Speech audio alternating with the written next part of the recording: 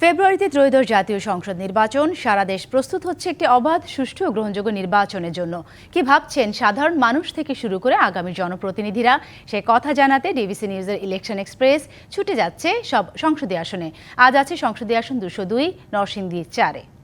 প্রিয় দর্শক, স্বাগত সিএসআরএম ডিবিসি ইলেকশন এক্সপ্রেসে। আজ আমরা রয়েছি সংসদীয় আসন নরসিংদী 4-এ।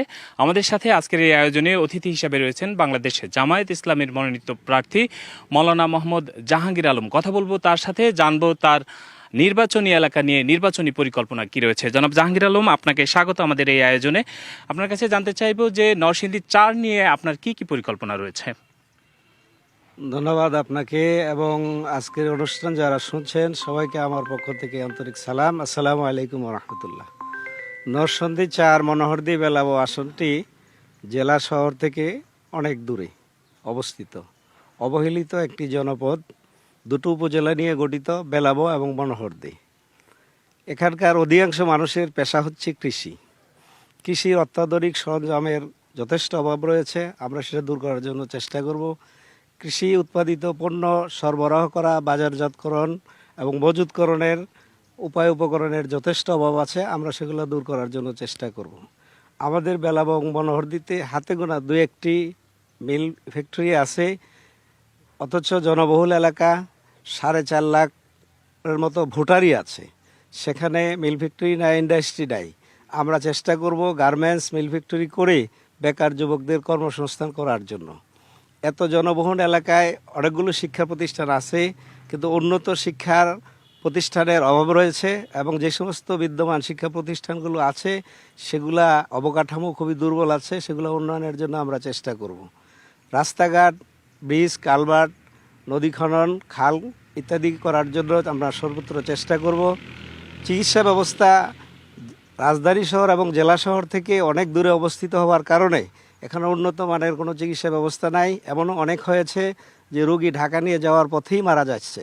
তা আমরা চেষ্টা করব উন্নত মানের এখানে হাসপাতাল, অত্যাধুনিক হাসপাতাল গড়ে তোলার জন্য আমরা চেষ্টা করব। এছাড়া আমাদের এখানে মাদক বড় রকমের সমস্যা, সেটা দূর করার জন্য আমরা আপ্রাণ চেষ্টা করব।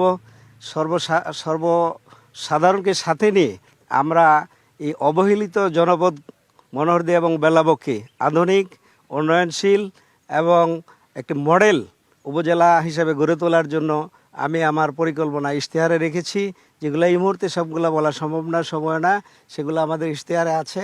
আমরা একটা এই নরসিংদী জেলা নয়, গোটা বাংলাদেশের মধ্যে বেলাবো এবং মনোহরদী আধুনিক এবং মডেল উপজেলা উপহার দেওয়ার জন্য আমি আমার সর্বত্র চেষ্টা করব।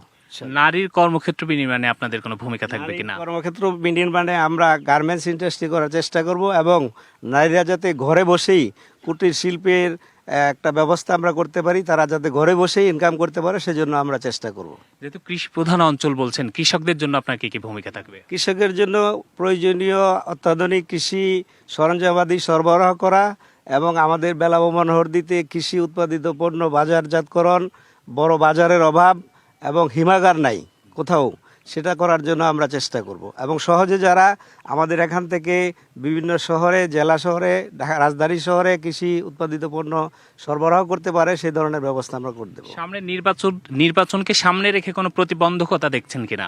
জি, আমরা দীর্ঘ 16-17 বছর পরে মানুষের একটা প্রতীক্ষা ভোট দেওয়ার, বিগত দিনে তারা ভোট দিতে পারে নাই, ভোট দেওয়ার ক্ষেত্রে তাদের যথেষ্ট আকাঙ্ক্ষা আছে কিন্তু শঙ্কাও আছে।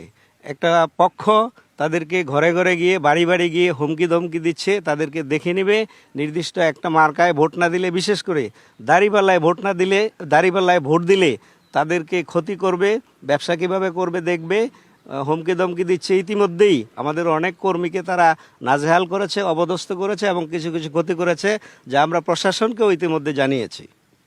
অসংখ্য ধন্যবাদ আপনাকে আমাদেরকে সময় দেওয়ার জন্য। প্রিয় দর্শক, এখনকার মতো এই আয়োজন শেষ হচ্ছে। আমাদের পরবর্তী আয়োজন বেলা 12টায়। সে পর্যন্ত সবাই সিএসআরএম ডিবিসি ইলেকশন এক্সপ্রেসের সাথেই থাকুন।